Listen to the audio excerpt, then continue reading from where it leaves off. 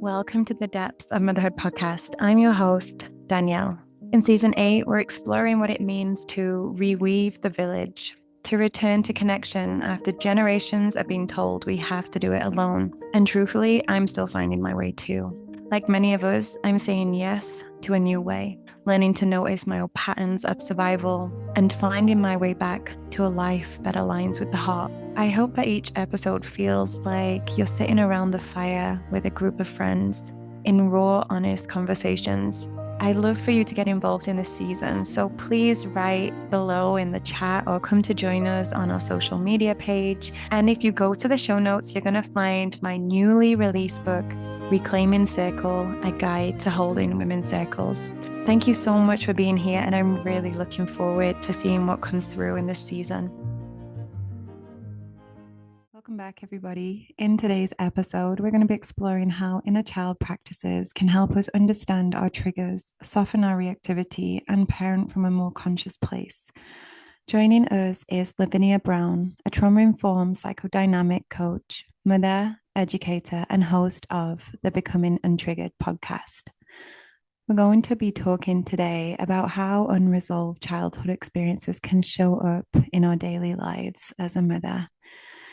From rage, anxiety, perfectionism, people-pleasing, or emotional overwhelm, we'll learn how we can welcome our inner child in to come and sit with us, to create spaces where that younger version of ourselves feels safe, in a space that we've created of love, of compassion. And we sit together and we hold our inner child and we listen and we share the deep wisdom that lives within us. As I mentioned, Lavinia has a podcast, Becoming Untriggered, where she explores conscious parenting, emotional healing, and breaking generational cycles. She also has a free inner child connection workbook designed to help people begin building a relationship with younger parts of themselves. She also offers one-on-ones and programs that support mothers to heal the past and create new patterns in the present. If you've ever wondered why certain moments in motherhood feel bigger than the situation in front of you, this conversation offers a compassionate place to begin exploring what may be underneath. Thank you so much for being here, and I hope that you enjoy this episode. Welcome, Lavinia. Thank you so much for being here. I am really looking forward to this conversation with you.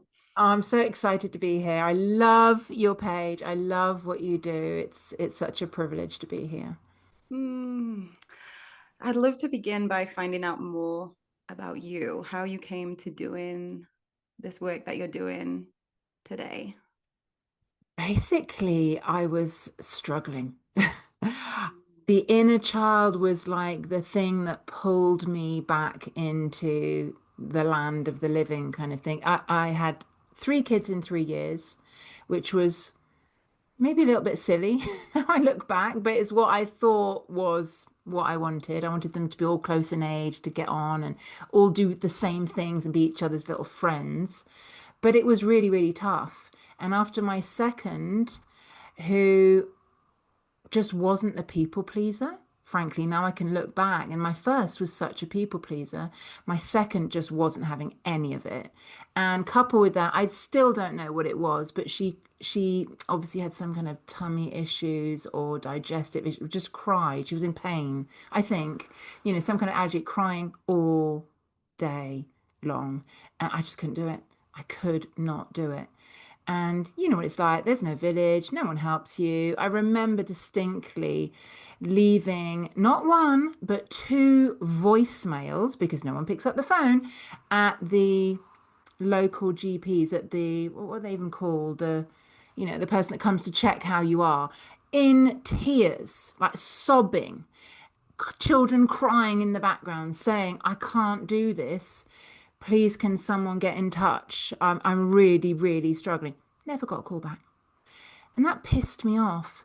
And that's not directly what pushed me into this, but I think I realized when I got into this work that the reason I hadn't been able to cope, even though I had another child after that one, was not so much my children and how they were reacting to me, but my programming and my limitations and my incapacity to handle noise, to handle mess, to handle defiance, to handle kids being kids, you know? So that's what got me into this work, because when I realized that it was about my childhood and the stuff I was bringing into my parenting totally unconsciously, which was making my life an absolute nightmare. I mean, at one point, I really thought, okay, my kids are better off without me because I'm so toxic and I'm screwing them up so badly. It would be better if I wasn't here. When I realized that that was to do with my childhood, I was like, oh my God, all of these mothers that are struggling, it's not that you're a bad mom. It's not that you can't do it. It's probably got a lot. I mean, I would say everything, but I'm going to say a lot or mostly to do with your childhood. So that was just the kind of fire that lit that drive to share what I know. And I'm that kind of person anyway. I go to a restaurant. I'm like, you've got to try this restaurant. It's amazing. Or I see a film. Oh my God, this film's amazing. I have to share. And I used to be in the wine trade, and I wrote a book actually about wine because I was like, oh no, now I know how to tell what I like and how to read a wine label. Everyone else needs to know this. No one knows. So that's basically what got me into it. I was like, the inner child. Oh my God, this is so important. This was the one thing that enabled me to love myself. Having done years, decades actually. I'd already done, I don't know, 23 years worth of inner work before I came across the inner child. So yeah, it was so powerful. I thought I had to share it. So that's an extremely long answer to your question. Sorry. Oh, that's beautiful. And I can really relate to what you're saying. I have goosebumps as you're sharing that. And I think this is one of the most important things for me sharing this podcast is feeling that relationship with other mothers as well and being like, oh, I'm not alone in this. And that also is a relief. It's like whether I'm going through that now or it's touching a part of me that has been, it is like a feeling of being held. So thank you for sharing that. So did Let me you? say something about being alone, because you've touched on actually one of the core symptoms, shall we say, of what I deal with, which is a childhood where you didn't feel you were backed up, or that you were part of a team, or that you had a friend on your side. Most of the issues that my clients have that I still carry is that I feel I'm all on my own. That's why we bring in the inner parent. The inner parent is this energy entity. It can be whatever you like, actually. It can be, someone from a movie, like you know, uh, Nanny McPhee or Mary Poppins. It can be anything. It can be an angel if you're religious. It can be an animal, a spirit guide. But that entity, energy, whatever you want to call it, is the thing that you then create that secure attachment with that you didn't have as a child because your parents weren't capable of being that for you. So I talk about attachment trauma, but trauma, what it means really is not feeling seen, not feeling heard, not feeling validated, but most importantly, exactly what you just said, feeling alone. And that is so destructive because when you feel alone, you can't trust other people, you don't feel safe, your body is affected, you go into fight or flight, you're constantly hypervigilant, anything triggers you, like I said, noise, mess, whatever it is. Um, so that's actually a key. You've hit the nail on the head with that feeling alone. Your inner parent, that connection with your inner parent is what makes you feel not alone, and it changes everything. Ooh, so much is. I just got my notepad and pen out. I'm like, oh, this is good. What is coming through?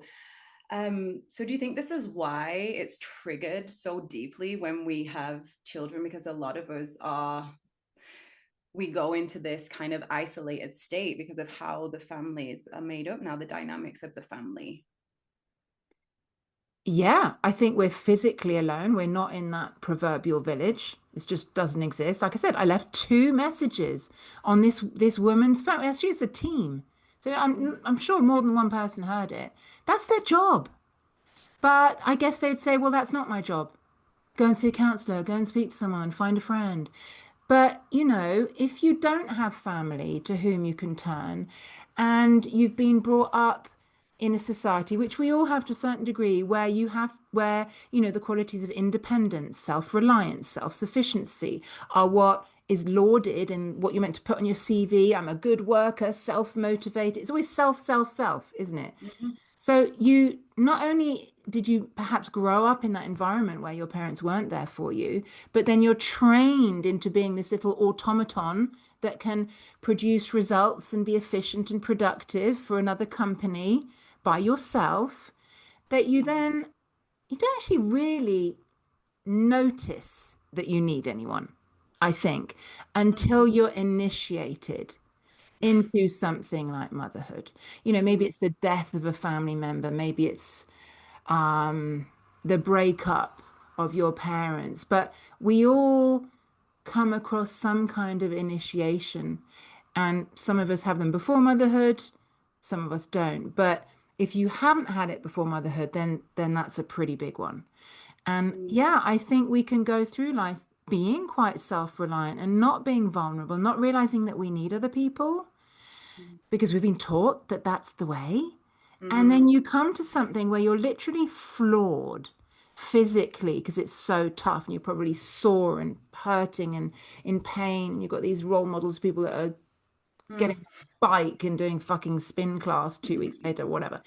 So you're flawed physically, you're flawed vulnerably, like no one's taught you how to look after this thing, and yet you're filled with the amount of love you've never felt in your life before. So yeah, I think that's often when we go, oh, even my partner can't help with this because they didn't carry this baby. They're not up at night breastfeeding this baby. And Mhm. yeah, again, that feeling of loneliness. It's almost existential loneliness. Wow. Feeling a lot of feels right now. I it's very interesting to follow this pathway. I'm sure whoever's listening is going through this and just wondering like, okay, how was my childhood? Because like you said, we might not have even noticed that's the environment that we're living into or groomed into of being so independent. And I think about my grandmother was very much part of the village. They would have street parties, they would celebrate, whether they, you know, enjoyed all parts of the other humans living around them. They kind of just rolled with it, and everyone was auntie and uncle. And then when my mum had me, it was definitely the times moving into more isolation and more technology and cars. And so slowly there was this separation, and my mom was a single parent, so she was raising me alone, um, against what everyone else had said that she should have aborted me. And so she did that. So she's coming into the world thinking, to survive, I have to be able to be strong and to do this alone because I can't actually lean on anyone fully. Like my family did support for sure, but there was still that feeling that she couldn't fully surrender into their arms after she had had this huge rite of passage, not only to have a child, but to do it alone. And so then what I think is just like that is the world that I've been prepared for, to do this. And I was always praised for like being so independent, to being able to like for the confidence that would come through me to like lead or to perform. It was very much like that was what was celebrated about me. And I'm still working through that now, to not perform, but to show up and to feel all parts of myself. And and so it was for me motherhood. When I gave birth, it was just me and my partner in Costa Rica. And I didn't have a midwife or a doula. That's another story I can put underneath on one of the episodes. But I forgot about this. You just reminded me. I contacted a postpartum doula before I gave birth, who I hoped would be there to just listen to me, to hold space for me to share. And so as I was sharing, she listened, and then afterwards she told me she couldn't work with me, like I needed a therapist.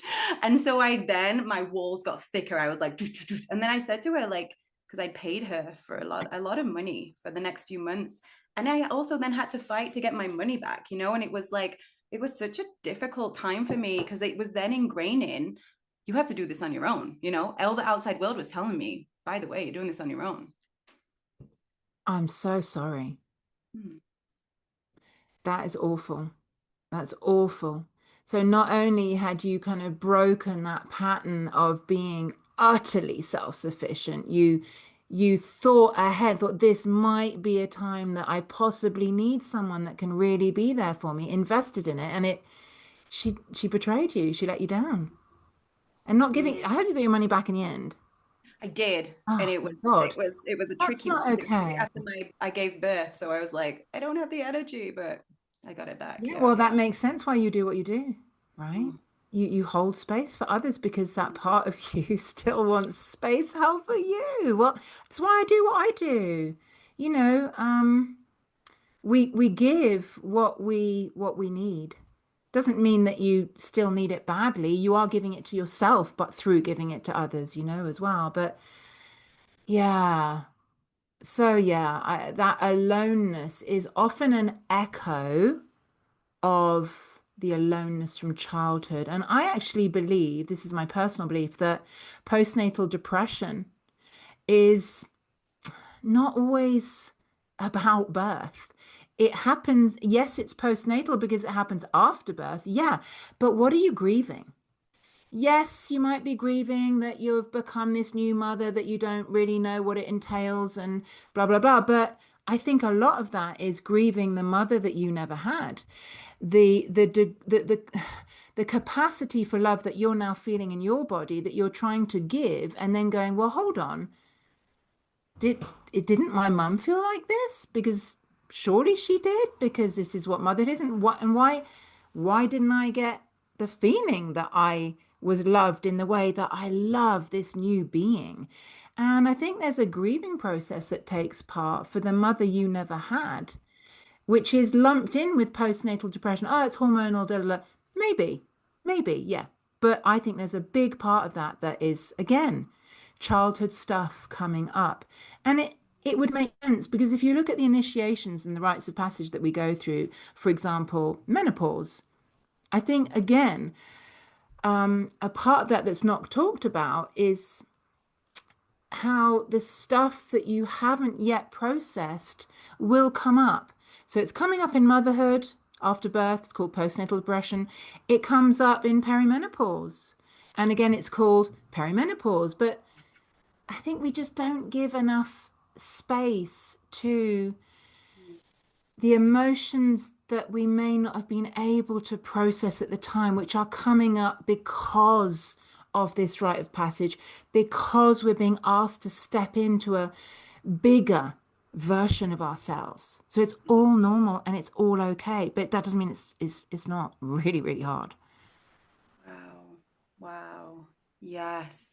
I think this is why, for me, understanding rites of passage has really changed my life because I speak about it a lot. So anyone's listening to this podcast, I bring this up almost every episode because I feel it's the foundations of like everything I'm tending to with the reclamation of these moments that we've been through where we went from the known to the unknown, and how it is so important that we are held, the space is held for us through that, and also being seen on the other side so that we can integrate again, and that when we go through these rites of passages, even as difficult as they may be, painful, sometimes, not always, there is this, we pull up this wisdom, these gems, these jewels that we bring to the surface for everyone Mm, to hold as well. It's for the whole community. So I feel like when we can take time to recognize this and honor it, it is huge because it ripples out backwards and forward and present, like it goes through everything. Because like you just mentioned, when we go through the rites of passages, maybe of childbirth or motherhood, perimenopause, any of these, they also have an opportunity that in the opening for the past to rise up. So we don't really know we can't intellectualize what is happening. It's more of being present with all that is. And I feel like as we're talking this season about reweaving the village, these are the moments that we can start to hold space for, whether it's ourselves and we're choosing to do, a we're doing a rite of passage that has already been, and we're asking people around us, or we're doing it by ourselves, like we can still, I feel, do these moments on our own consciously, like if I can go back and I can remember them moments when I felt alone during childbirth, I can be and sit with myself and be like, I'm here, and visualize it and hold that space and say, I love you, I trust your journey. There's also a lot of power in that. Completely. I would say that you can't always do it on your own, actually. I would say that unless you've had an experience in childhood of a safe, loving other, then you don't know how to hold space for yourself. Which is why I come back to the inner child, that the inner child work, inner parent work. I had no idea how to hold space for myself. I loathed myself.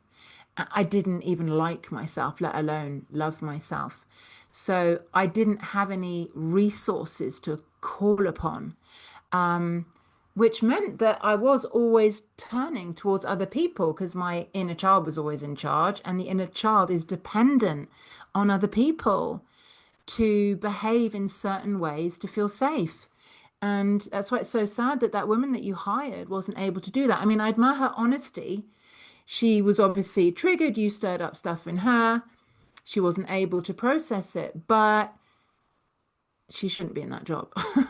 I mean, if you think about holding space for someone is really just listening, deep listening and going, I'm so sorry. You didn't deserve that. Wow. Yeah, that must have been hard. It's not rocket science, really. And the fact that she couldn't do that is actually really sad. I mean, I don't want to go, I don't want to be too down today. It's like we're slagging off the whole society. But if we don't know how to do that, it doesn't say much for us, does it?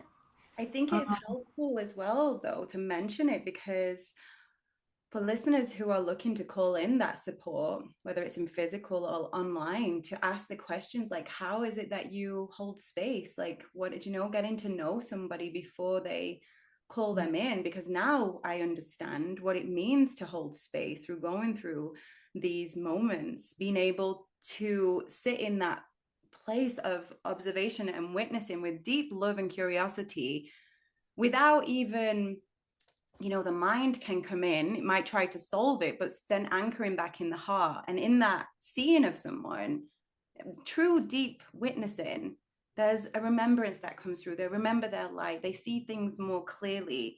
Yeah. And that for me, like, because I've experienced it over and over again now, and I experience it when I sit in circles, the power of deeply witnessing someone. And it also then relieves this part of the mind that's like, oh, I need to give an answer, I need to give feedback. No, like the mind can rest and we can just sit there, two souls, like two humans, just being in this human experience together and seeing Yeah. what comes through.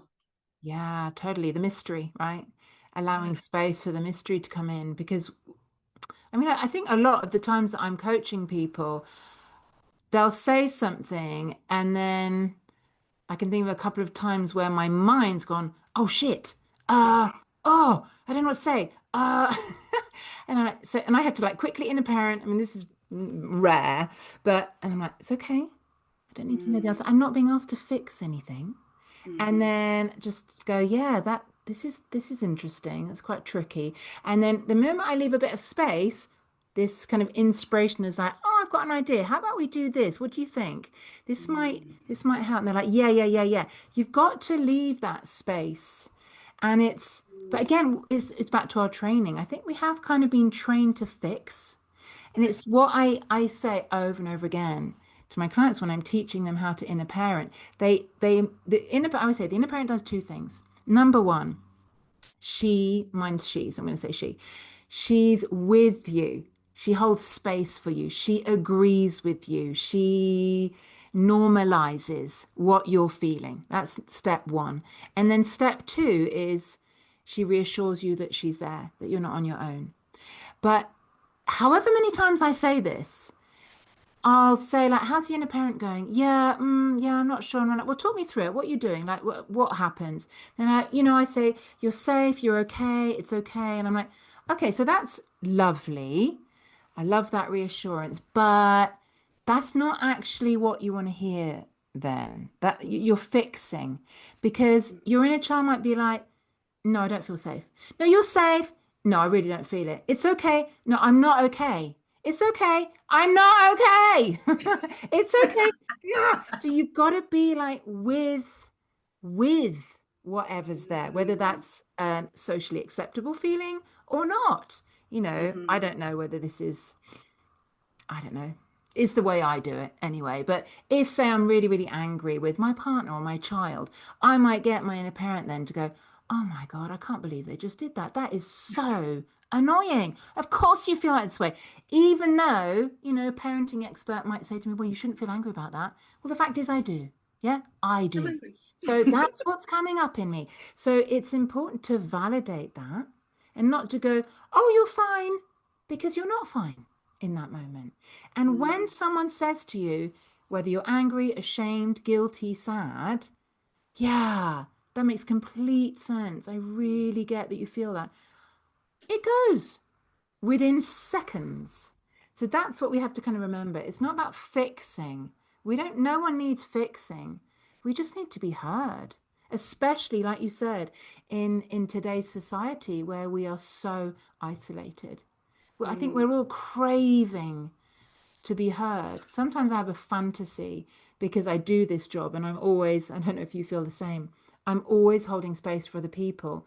And I don't want Mm. to just offload onto my partner because, I don't want our partnership to be me dependent on him. And he's like, oh no, it's fine. And I'm like, I know, but I also want to just, and I know I've got my journaling and yes, I use my journal, I do all my tools, but sometimes I have this fantasy of just going, can I just like going up to almost a stranger and going, can I just pay you for an hour and I'm just going to talk. Okay. I'm just going Mm. to run. I might cry.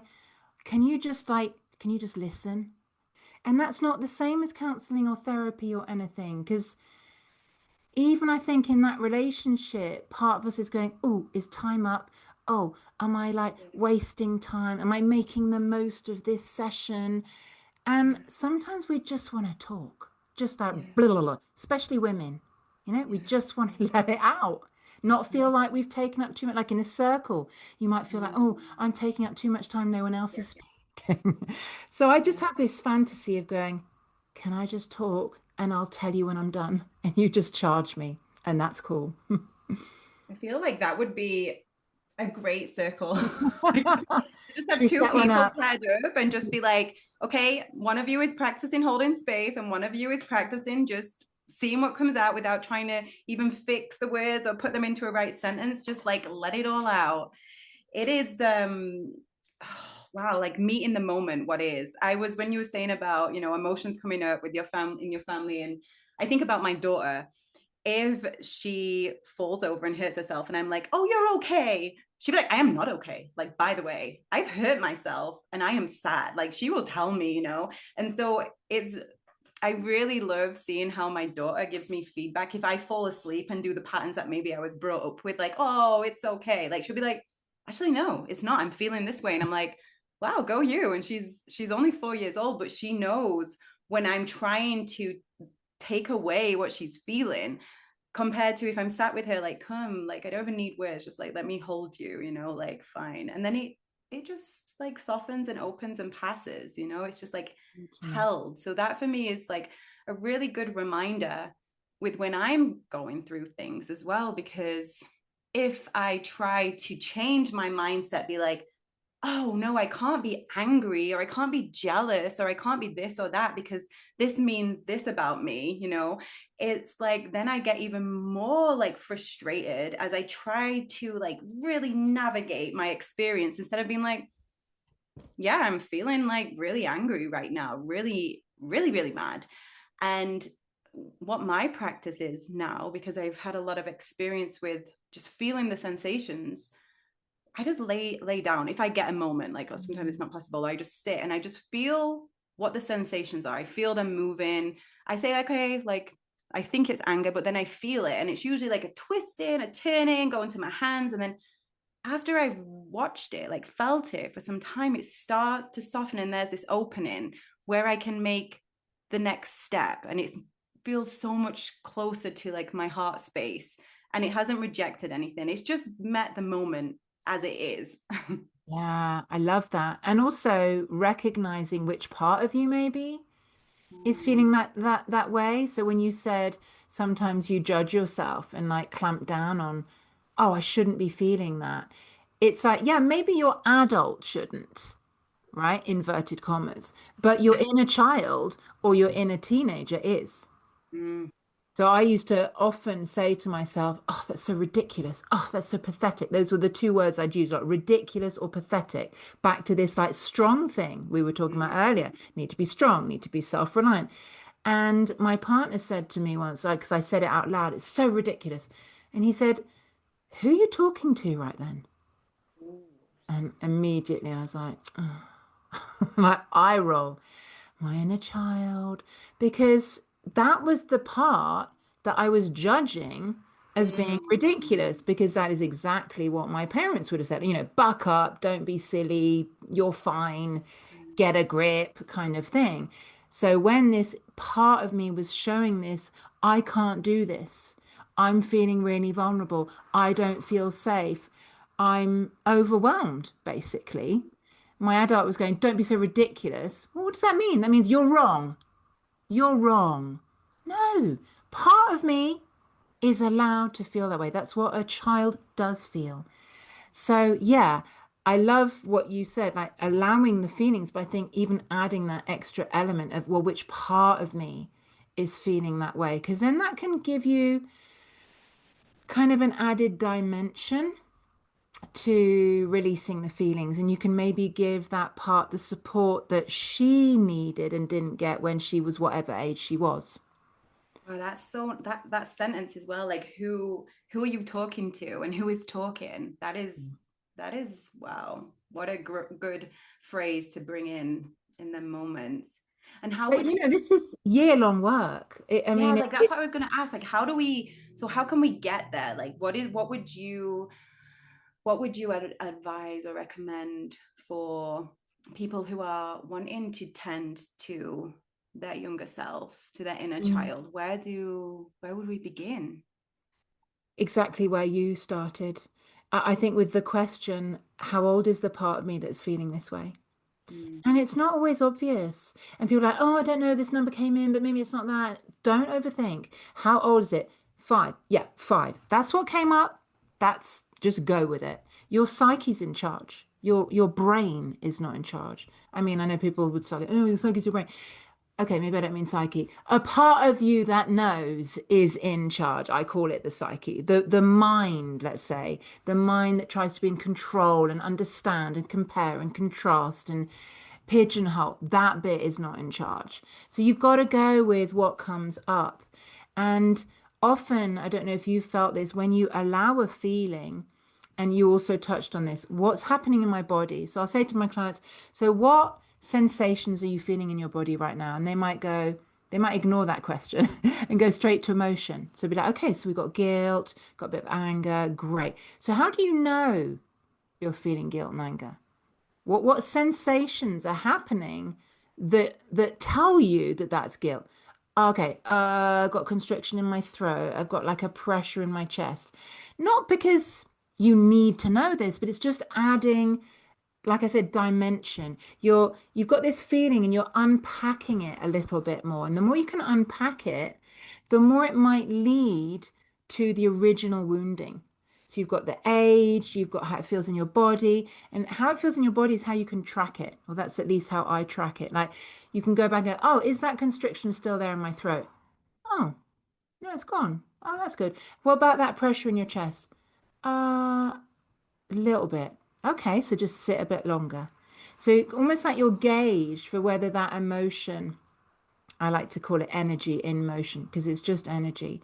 When that energy is fully left, you won't have these symptoms anymore and or sensations. And you might also get a visual. So I don't know if you have this. When you sit with a feeling, you might get a visual and you might be shown the time that you weren't able to process this very same feeling. It's not a different one when you first felt it.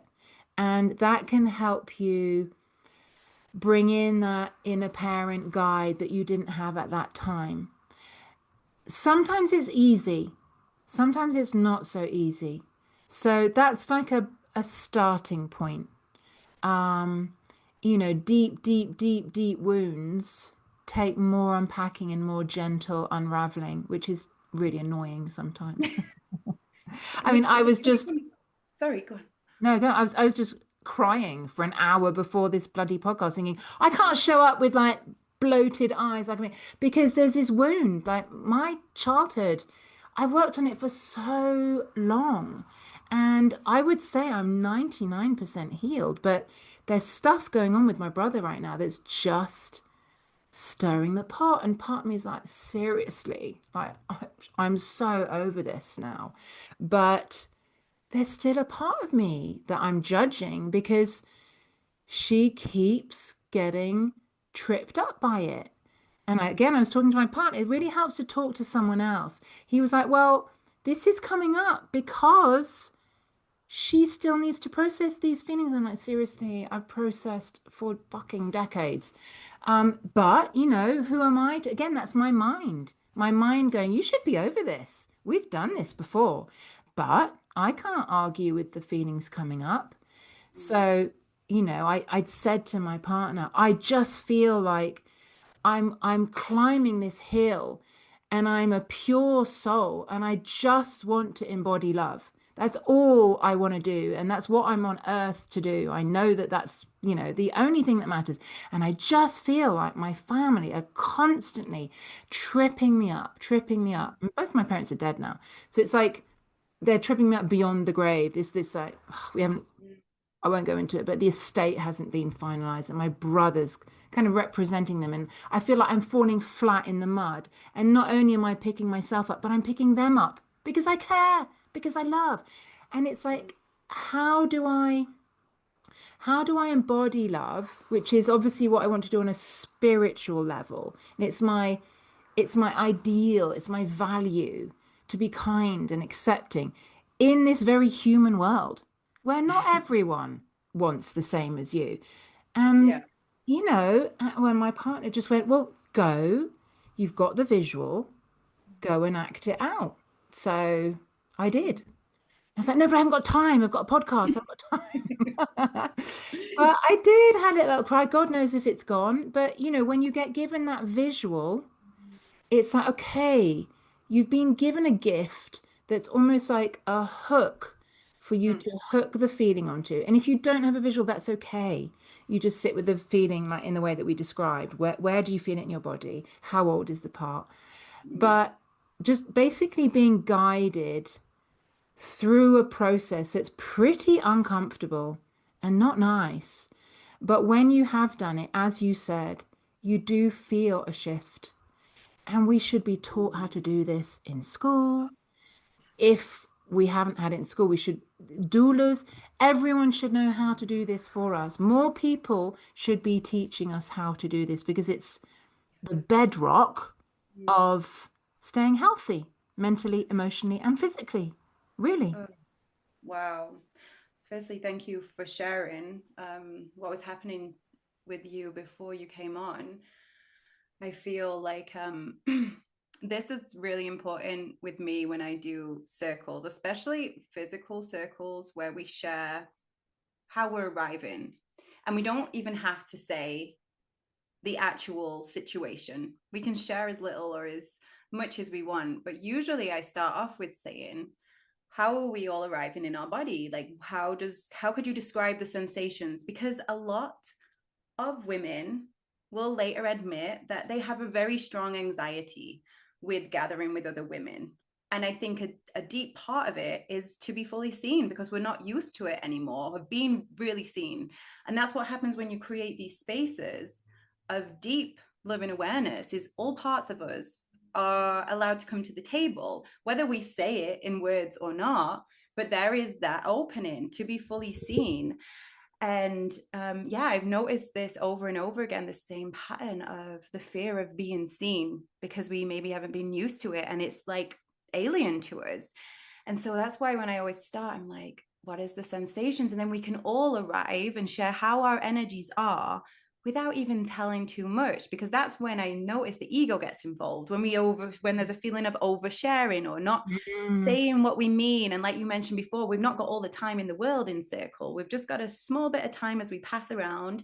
And so with the sensations, it's like, here I am, this is me. And it also gives an opportunity for everyone to like receive the energies of people without taking it on. Because I know when I'm in that space, before I started doing this practice, I might take it on. Like my mind would say, does anyone want to be here? Like, is this circle like like I would hear my mind come up with the most elaborate things. But in this way of doing it with opening, it's like, we've arrived, this is how we are.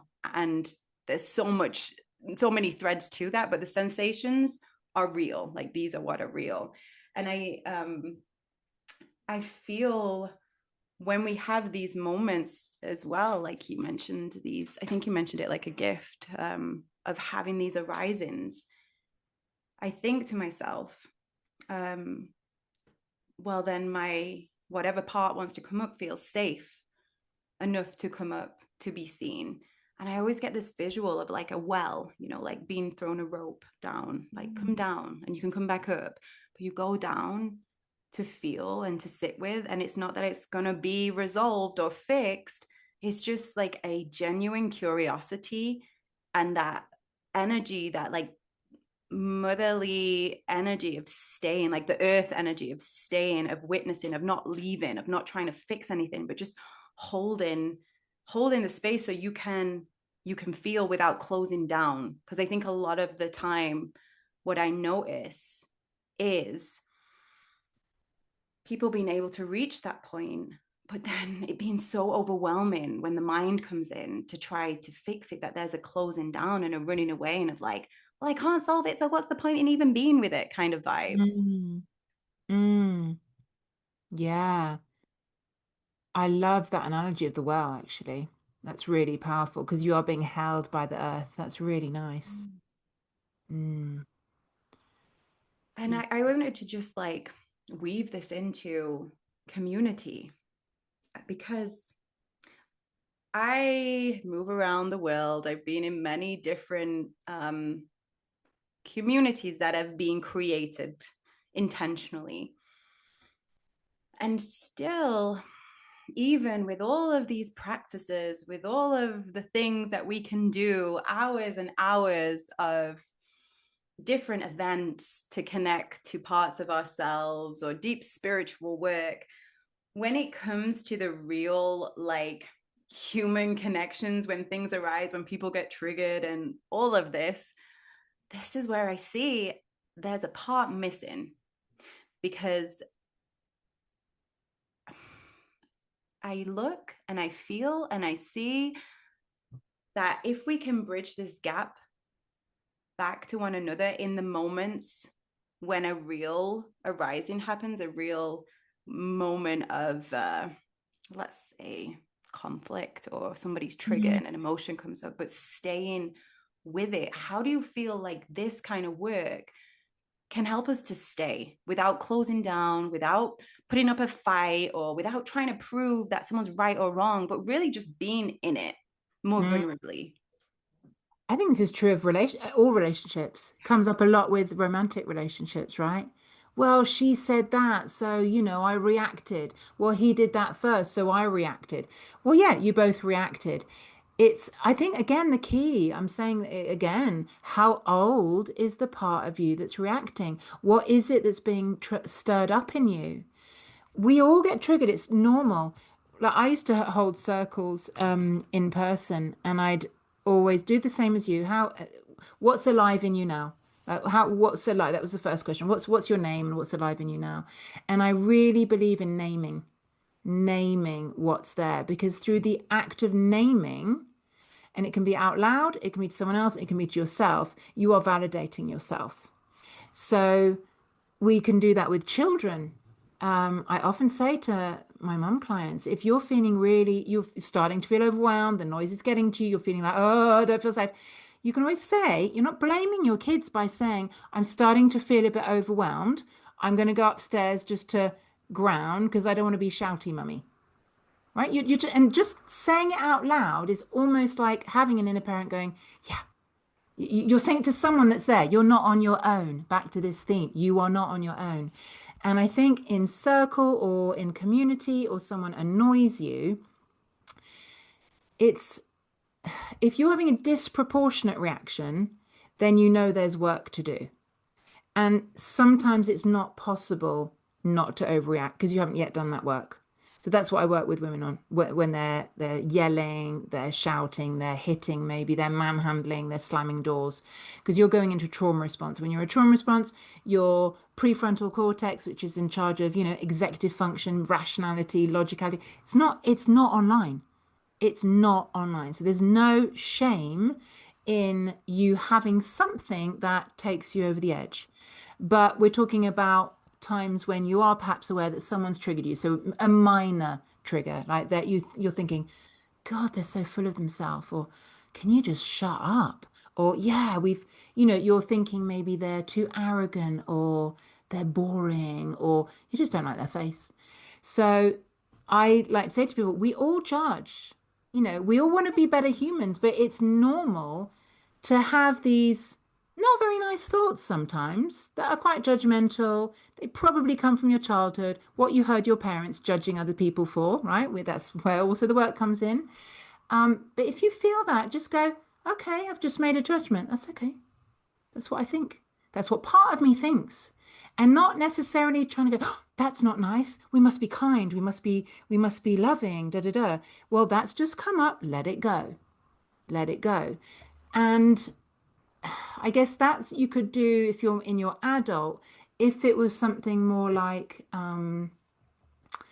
someone taking up space and you're like, but wait, there isn't enough time for me to say what I needed to say, and I really need to say this. It's so important to me. Oh my God. And you're getting like stressed and anxious. That's still a trigger. So that's a slightly different one. You'd just be like, okay, how old is the part? Okay, I feel like it's back at school or I'm at home and my siblings are taking up all the room and there isn't room for me. There's no space for me to have attention. When's it my turn? So that is what's coloring a very normal situation where you might not have time to speak this time round. And it's not that other person's fault. You can recognize that, okay, again, this is a disproportionate reaction. It's not a massive deal if I don't share. Maybe I'm going to have to go home and journal about it. Or maybe I go and see the circle holder and you or whoever it is and go, I really wanted to share something. There wasn't time today, but would it be okay if I go first next time? Right? But just acknowledging that this exaggerated feeling in you isn't adult you. Mm, It's little you, and that you can hold space for them and say, it's okay, I know you really, really want to share this. mm, You're mm, really desperate to share this. And okay, maybe there isn't time today, but I'm going to make time for you later. mm. I want to hear everything later. Okay. Oh, I can feel that in my body. My inner child's like, yay. So, yeah, I don't know if that answers your question. I guess it depends on the kind of trigger, where it's coming from, and knowing that if it isn't adult you, there are ways to handle it. If it is adult you, just going, yeah, that was not a very nice thought, but I made it. It's what I think. And I'm allowed not to like someone's voice, right? You're allowed to go, I don't You just particularly never know. like you. I don't know you, but I Mm, don't like you. I accept you, and I'm sure you're a great person, but you're just not my kind of person. It's okay to think that.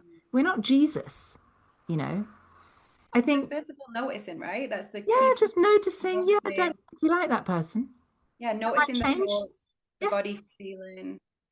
Accepting yourself fully. The issues Mm, arise when you're not whole, when you mm, haven't accepted that part of you might be cruel and vicious and unkind, because we're all flawed human beings. But if we can accept that sometimes these things crop up and it's okay, and it's not necessarily how we want to be, but it's part of who we are, then we don't get triggered by that happening in other people. I'm not a fan of toxic positivity and toxic kindness. And I've never lived in an intentional community. I would love to, but I don't know whether you've come across that, because I think that can be one of the issues. People go with full hearts wanting to live more in alignment with love, purity, blah, blah, blah, which I think we all do deep down, but we don't necessarily like everyone. So that's where issues can come up if we're not prepared to accept our shadow selves, our whole selves, and But let then them we can go. reject it. We can reject it and be like, you're not welcome here to this community. Get out of here. Yeah, But it's there. And then it builds yeah, up. And then it's we're part of missing you. part of ourselves. You're Yeah. allowed to feel whatever you feel. And once you give yourself permission, it will go. And then there is that feeling when we notice that we're not being true to ourselves or we're not being authentic. And that is so draining and such a disservice to ourselves, to one another. And yeah, that feeling for me is like, oh, so suffocating. And I think it's so beautiful how you're saying yes to all parts of ourselves, because we don't actually, we're never going to fully know every single trigger that has happened in our lifetime, or every moment that's made us feel unsafe or in our body. And it might even be through our mother's lifetime. It might be passed through epigenetics. So if somebody's face is triggering us, or voice, or just way of being, there Yeah. might be something that we really will never know logically, but we feel it. And that feeling is true. And then we might sit with it and might realize, oh, it reminds me of something, or we might never know. And it's totally okay, because what we're knowing is around that person or in that situation, my body is starting to feel unsafe in some way. And Yeah. that is like the first part of feeling the body. It's giving you a message. And maybe you don't even feel first, right? Maybe it's the thoughts that come through that create separation of some kind. So it's like, sometimes I never used to be able to feel my body, for instance. I Mm, never would be able to tell you what anger felt like. I just was angry, I just, bleh.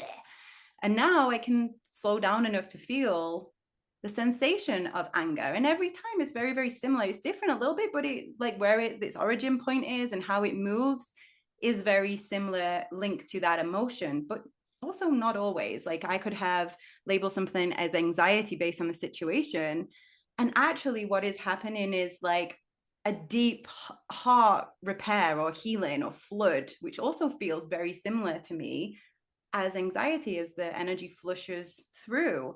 mm. So it's, yeah, like being curious and being open to this human experience. And I think what is what can be really nourishing for relationships moving forward is getting to into the place of asking for what we need. So if I want to just be heard and I don't want advice, that's what I ask for. So I have to do that with my partner all the time. Like, I don't want Yeah. your advice. I just want me to share. Are you available? And he might be like, no, I'm not available right now. And I'm like, okay, let's do it later. It's just like giving everyone the opportunity to participate in this relationship. Totally. I think asking for permission is a big one. I do the same with my partner. Can I, there's something I really want to share with you.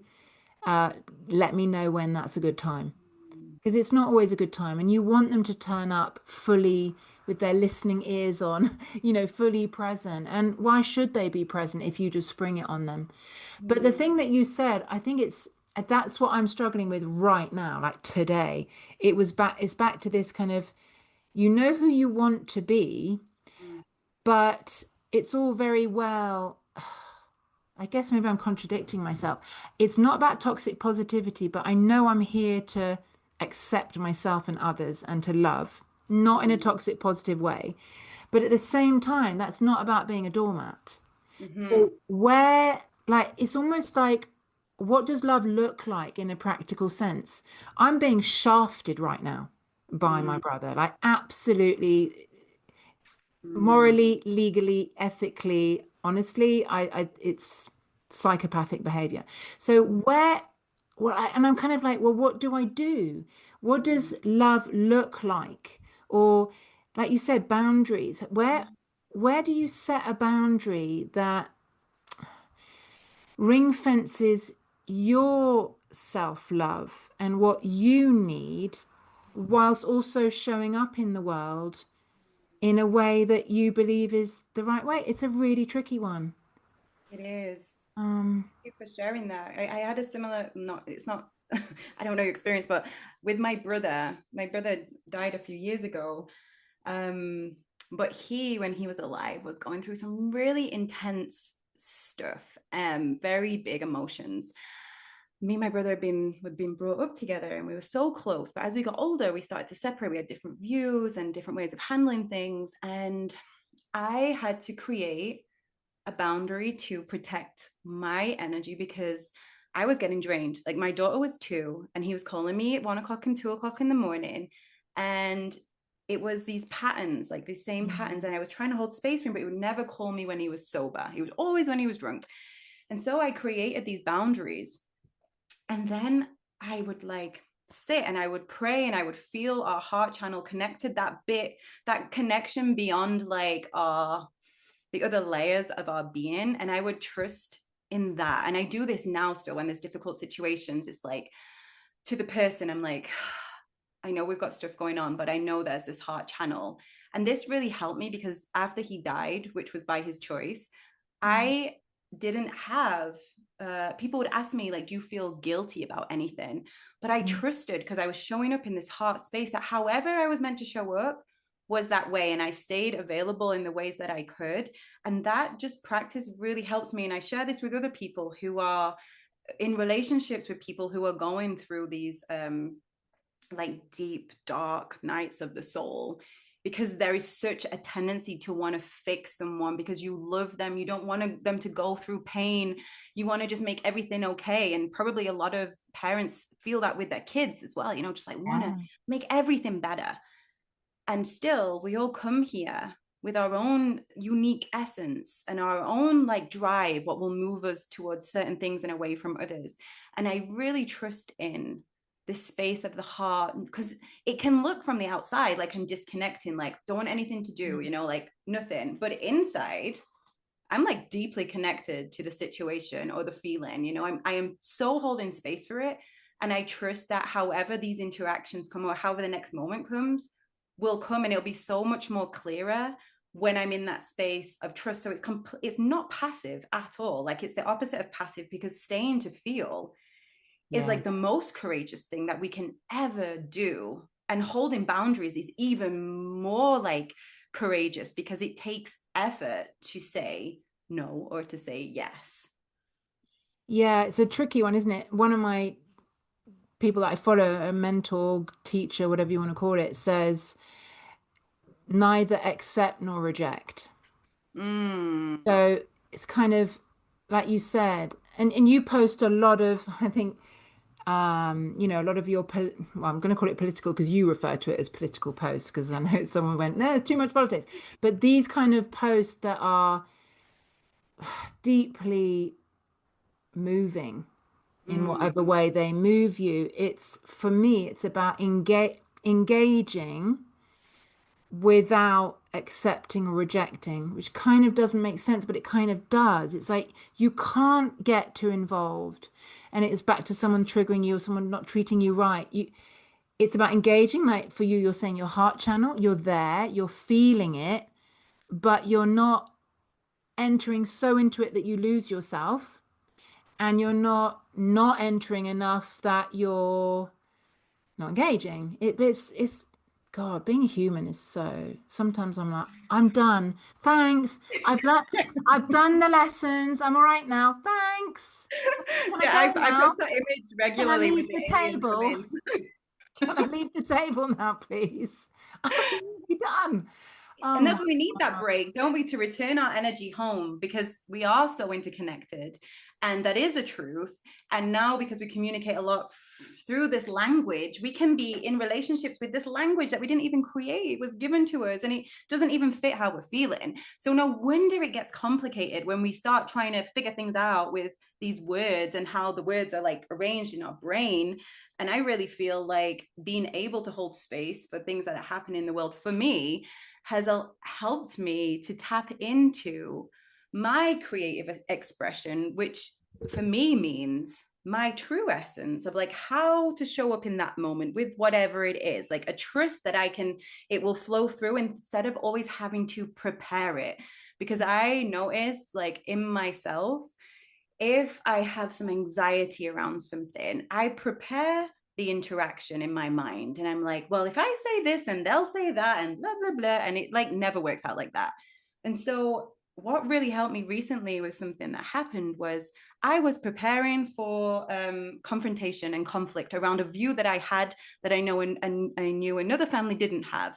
Mm. And so I was waiting. I was like getting anxious. I'm like, oh, it's going to happen today, you know, like it's going to all happen and I'm going to fall apart. And then I sat with this and I'm like, what is happening here? Because initially it made me want to leave the town. I'm like, I need to leave. Like, this is going to be really bad. And I sat with it and I'm like, what is it? Because I'm okay with people having different views. I understand that. Like, so okay, I'm with that. And I'm like, what is the feeling? And I was like, oh, I'm afraid that I will look ignorant or I will look uncompassionate, all these things. And then I'm sat even more, I'm like, okay, so then what? And then I say, okay, the feeling that I can't stand is when I feel unsafe in them situations, my body closes up. I lose my thoughts, like you mentioned about the brain. I lose words and Mm. I close down to protect myself. And that is the feeling that I cannot be with. And so I was like, oh, well, thank you for that insight. And then I was like, well, how can I be with that sensation if it arises or when it arises? And I was like, oh, I can just ask. I can just sorry, I can voice it like you mentioned, like, can I just have a pause because I'm feeling my nervous system has been triggered and I have no thoughts and just explaining and like, oh, my heart is beating and like feeling my energy. And if they don't give me the space, I have the choice to leave. You know, I'm not in a situation where I can't leave. So then if they give me the space, I can breathe and I can get back to my heart and what it is that really wants to come through. And obviously, I never had this situation. It was all made in my mind and it never came up, never happened. But what it did do was prepare me for next time to trust myself in them situations that slowing down, space, even if it's uncomfortable in the silence, like stop filling the gap and feeling that is like more of a human experience for me of connection is being like a little bit triggered here. Like I'm Well, noticing, can I just maybe have it didn't space? happen because you done it. Maybe, yeah, let the You know timeline. what? I do believe that the universe presents you with Ooh, experiences that are there to help you release what you need to release. Like, yes. and we all know something that's happened. We've gone, yeah, I'm not dealing with that now. And then it'll happen again. Like it could be a trigger with your child, like really simple. Your kid's fighting. You're like, oh my God, I hate that. I hate it when that happens. And then they fight more and they fight more and they fight more. And you get more and more and more anxious because you're being asked to look at the trigger. You need to, Yeah. so the universe will whisper, then it will knock, then it will bang on the door. And then often, you become ill because you need that headspace to like go inwards. Mm, Um, so ah, yeah, it may be you'd gone through that process on your own, so it didn't need to be shown to you. You didn't need to go through it in real life. and that isn't that just like I don't know, that feeling for me is like doing this inner work. It really, Changes yeah, your reality. Yeah, take the time to do it because it can, we have no idea how the world really works. Like it's not linear for sure. So how about these moments of, because they are kind of, they're like deep, say prayer or just deep meditation with oneself as what's coming. yeah, And that vibration is something that we can never fully understand with our mind. It is the magic, it is the mystery, but that's when we show up. It's like the gifts of us tending to ourselves. absolutely. Oh, so beautiful. I'm sorry, I'm taking you over like so much time. I was like, this will Absolutely be an fine. hour. I'm like, okay. Well, this is what my partner said to me today. He was like, it's because so we're going through this horrible legal battle. It's horrible. I didn't want to be in it. It's just it's happening to me, and the lawyer, everyone's acting frankly in a way that I think is illegal. But I don't want to engage so much because I don't want to play that game. And my partner reminded me, and this is why I say sometimes you can't always do it on your own. It's really good to have someone that can see the wood for the trees. I Yes. turn to my partner, my clients turn to me. Obviously, you teach other people the tools to do this, but sometimes you need a little bit of a helping hand. So my partner was Mm. like, "Well, you know what you need to do. You need to feel these feelings within you And I was like, Mm. oh, of course I do. Because I know once I've shifted what is coming up in me, I have a very deep feeling that the legal stuff will just go poof. It will just sort itself out. It's entangled and messy and nasty right now because it is showing me what I need to feel Mm. again. So Yes. when I have felt it, it will all sort itself out. We've all had things where there might be a conflict, like you said, or you might be wanting some money and you go, do you know what? Screw it. Fuck it. I don't need that money. Look, have it. Just have it. I'm not fighting in this way. And then suddenly the next day you get a new client or you get a Mm. gift and you're like, oh, and it's because you let go. So Yes. it's reminding ourselves on this deeper level that, again, coming back to your feelings, I think it's really everything is about your feelings. And do you know what? In the telepathy tapes, which I mentioned to you before we started, there's this one boy who says, I think it's in the last episode of series one. The podcast host says, "What have you got a message? Like, how do you think the world needs to change? What's your message?" And this little boy says, "People need to know more about their emotions, how they affect the way that we interact. They affect our hormones, they affect our physical health. The medical establishment and the education system does not pay enough attention to emotions." Mm. And it really resonated with me because it's exactly what I work with. It's what you work with. And it almost gave me validation that yes, not that I need validation, but sometimes, as you say, you're like, am I doing this right? Or, and it's like, yeah, it's all about emotions. And I think if we can shift what is knocking on our door, our reality does change in Yes. kind of crazy ways. Yes.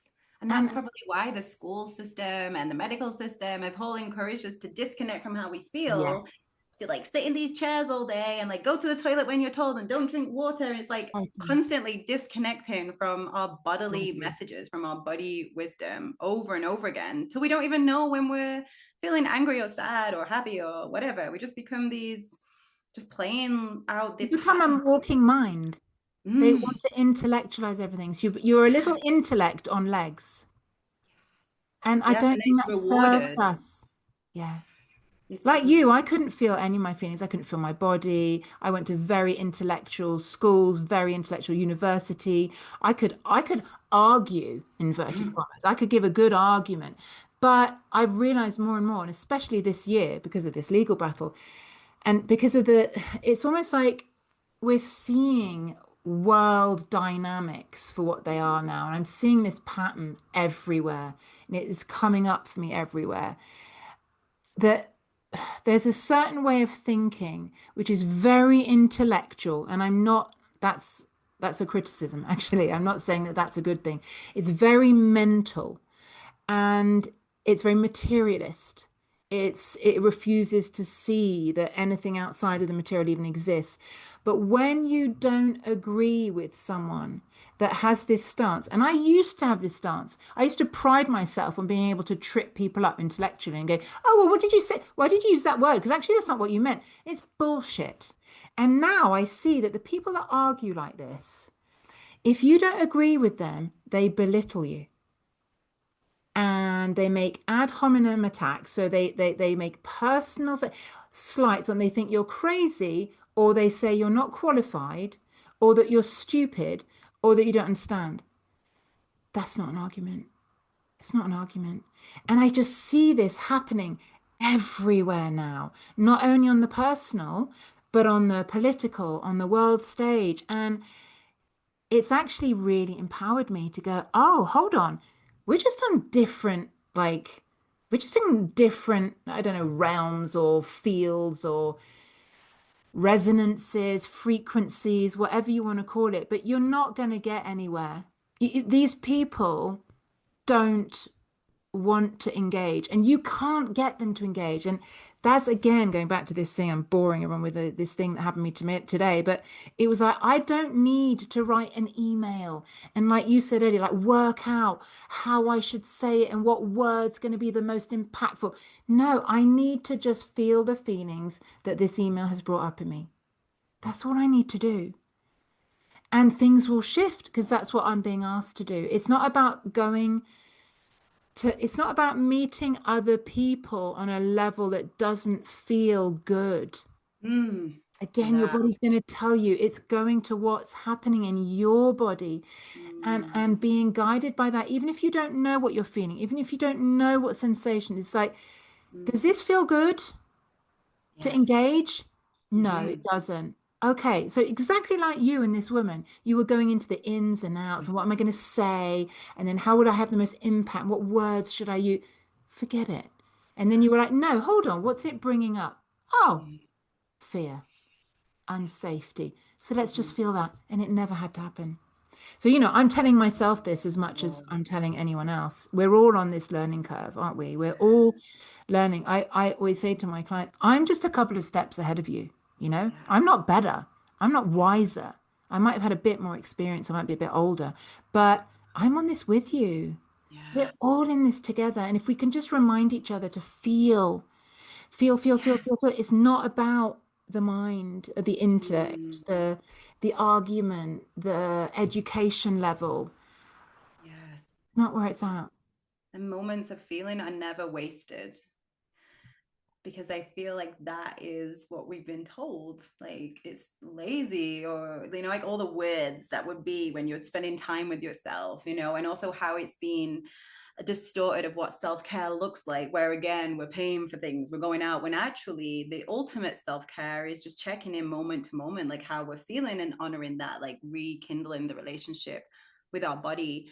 And I've been working on, over the years since my daughter was born 5 years ago, of really cultivating and nourishing relationships that are on this journey, the one that we're talking about, of feeling. And it's taken a lot of like work, a lot of practice over and over again. And I meet up with the same women every week or every other week, and we've been doing this for the past 4 years.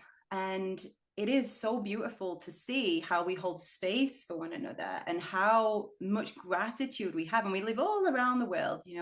We've never actually met all in person. We kind of all know each other through me.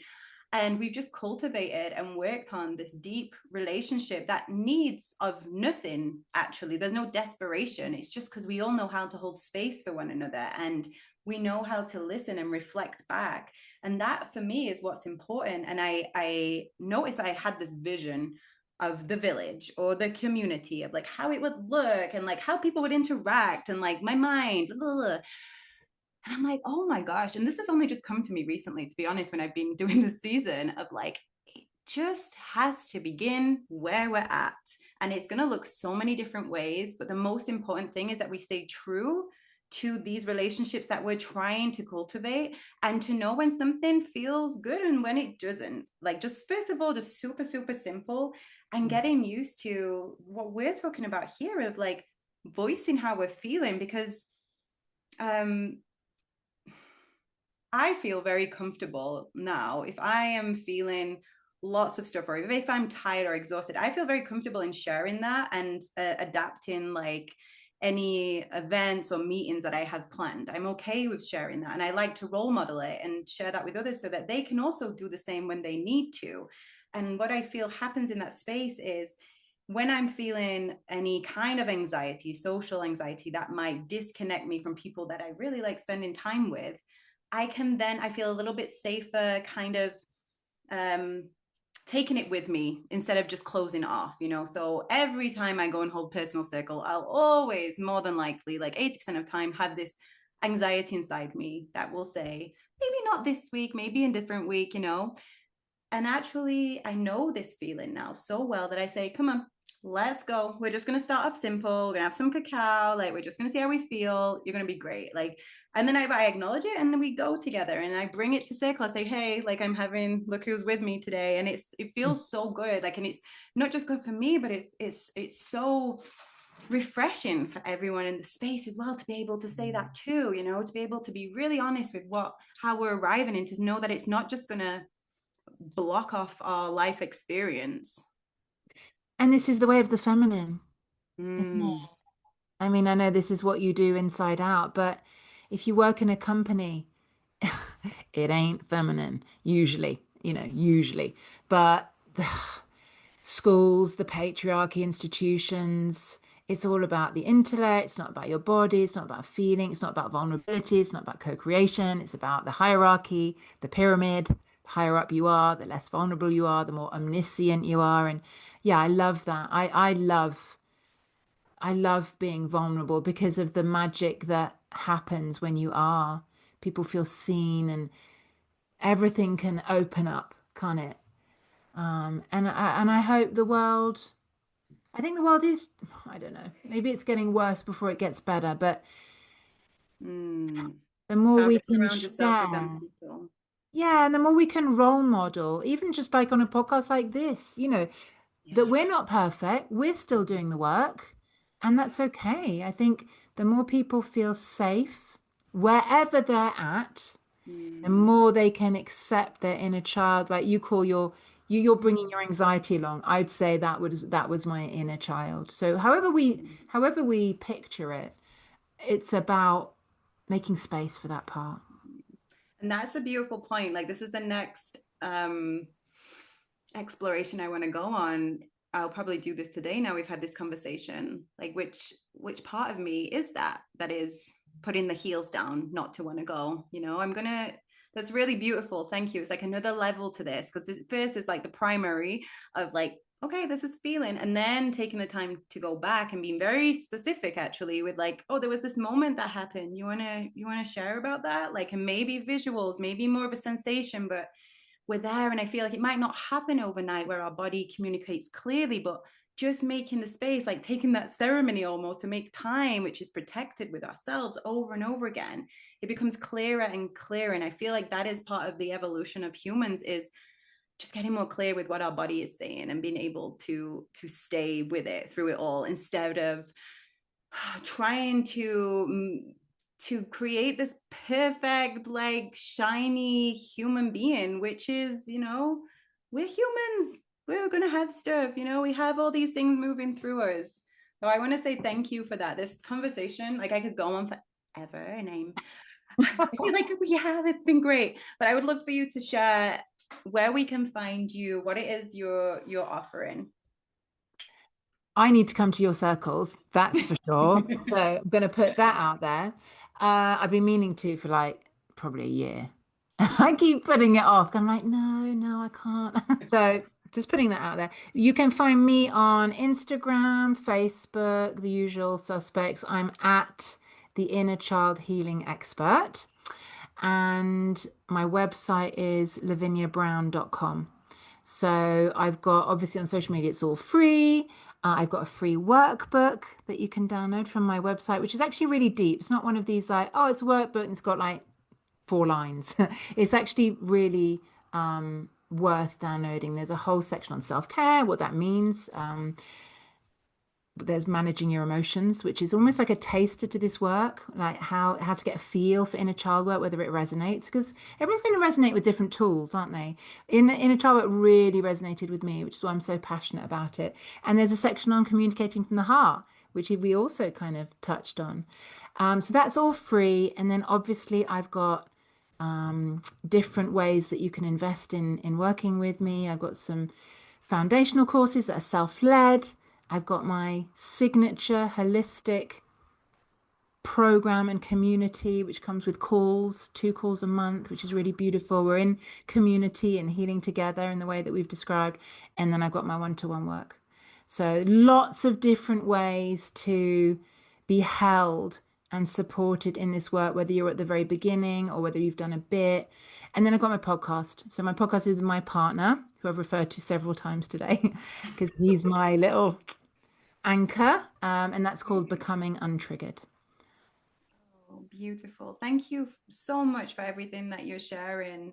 Oh, I've It's got a just, retreat as well. My oh, first tell us about your retreat. retreat. Yeah, I've got When's a your retreat retreat? this year, so that's in May.